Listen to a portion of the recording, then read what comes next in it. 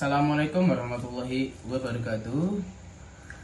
Perkenalkan, saya di sini Nurhana Muafa dengan NIM 2421211037. Saya di sini akan mengerjakan tugas yang diberikan oleh panjenengan, yaitu Bapak Ahmadi yang mengampu mata kuliah Ulumul Quran. Baik, saya di sini akan mengerjakan tugasnya. A'udzu billahi minasyaitonir rajim. Bismillahirrahmanirrahim. Innallaha la yastahyi an yadriba masalan ma ba'udatan fama fawqaha فأما الذين آمنوا فيعلمون أنه الحق من ربهم وأما الذين كفروا فيقولون ماذا أراد الله بهذا مثلا يدل به كثيرا ويهدي به كثيرا وما يدل به إلا الفاسقين. Artinya, sesungguhnya Allah tidak segan membuat perumpamaan seekor nyamuk atau lebih kecil dari orang itu. Adapun orang-orang yang beriman, mereka tahu bahwa kebenaran dari Tuhan. Tapi mereka yang kafir berkata, apa maksud Allah dengan perumpamaan ini? Dengan perumpamaan itu, banyak orang yang dibiarkan sesat. Dan dengan itu, banyak pula orang yang diberi petunjuk, tetapi tidak ada orang yang disesatkan dengan perumpamaan itu selain orang-orang yang fasik. Dari beberapa arti ayat ini, ada beberapa poin penting yang terkait ayat ini. Satu, Allah menggunakan perumpamaan sederhana seperti nyamuk untuk menyampaikan hikmah. Ini menunjukkan bahwa kebenaran dapat ditemukan dalam hal-hal kecil kita. Poin kedua adalah perumpamaan ini berfungsi sebagai ujian keimanan. Bagi yang beriman, ini memperkuat keyakinan mereka. Bagi orang kafir, bisa menjadi sumber kesesatan.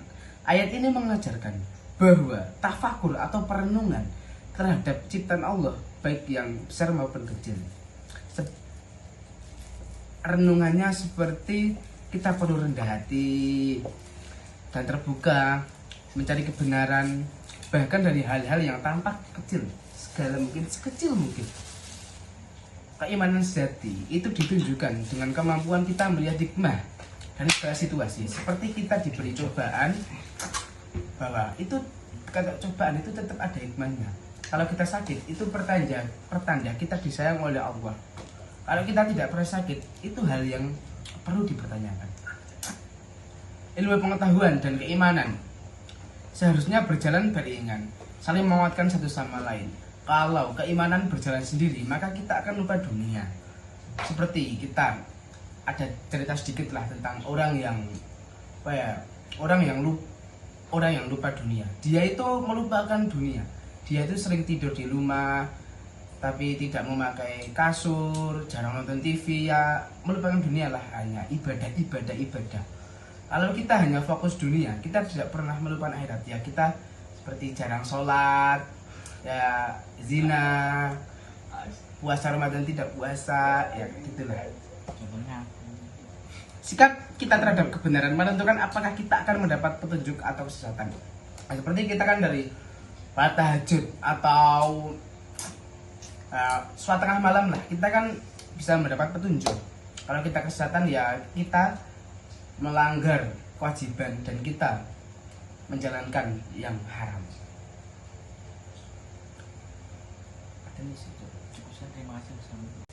Yang selanjutnya adalah ayat Al-Baqarah 260 berikut.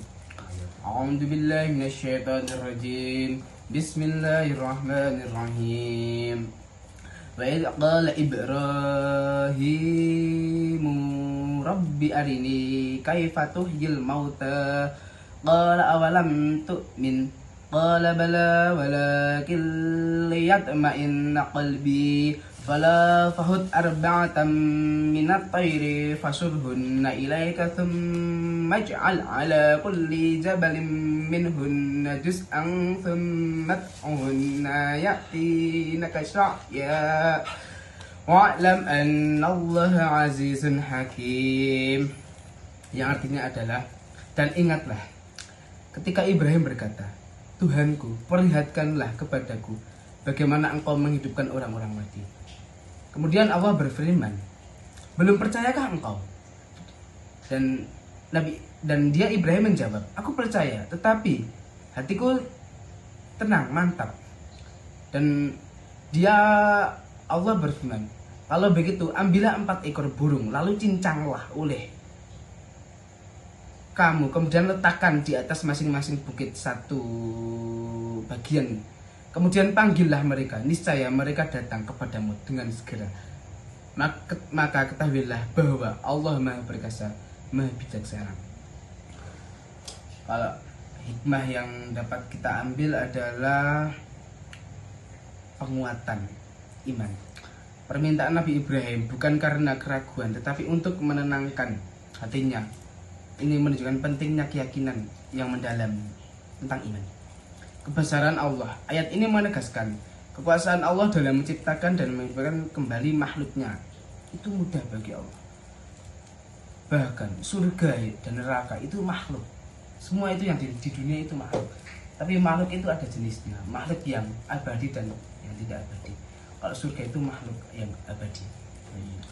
Pembelajaran praktis. Metode yang digunakan Allah mengajarkan bahwa ilmu dan keyakinan dapat diperoleh melalui pengalaman berlangsung. Memang kalau keyakinan dan ilmu itu bisa didapatkan oleh langsung. Tetapi iman itu tidak bisa didapatkan oleh langsung. Tiap orang itu tahapnya berbeda-beda. Seperti Abu Bakar, dia kan pernah, walaupun dia sahabat, dia itu pernah mendapat cahaya ilahi itu susah. Dulunya itu Abu Bakar ada 2. Renungannya, keyakinan dalam berdoa. Kita kalau dalam berdoa itu harus yakin bahwa doa kita itu tersampai. Meskipun doa kita itu ada jutaan di langit yang tertimbun dari doa orang lain, tapi percayalah bahwa doa kita pasti tersampaikan. Kehidupan setelah mati, percayalah bahwa ada kehidupan setelah mati. Seperti alam barzah, lalu alam akhirat. Yang sebelumnya kita ada hidup di 4 alam, yaitu alam janin, dunia, barzah, dan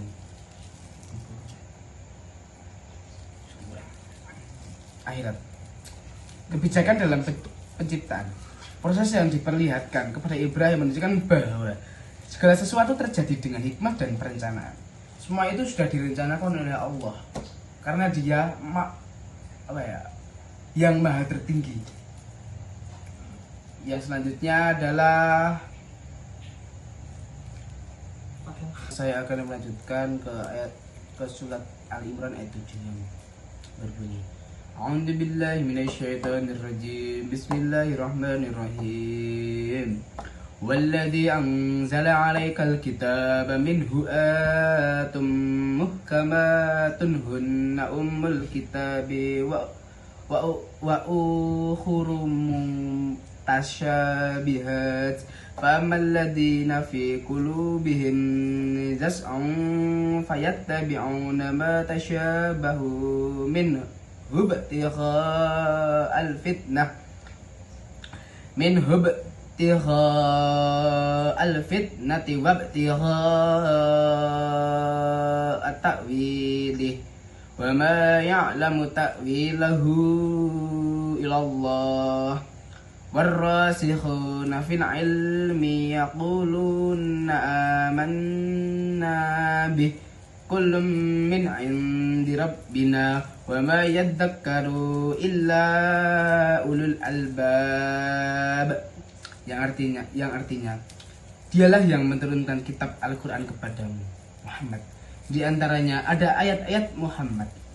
Itulah pokok-pokok kitab Al-Quran. Dan yang lain mutasyabihat. Adapun orang-orang yang dalam hatinya condong pada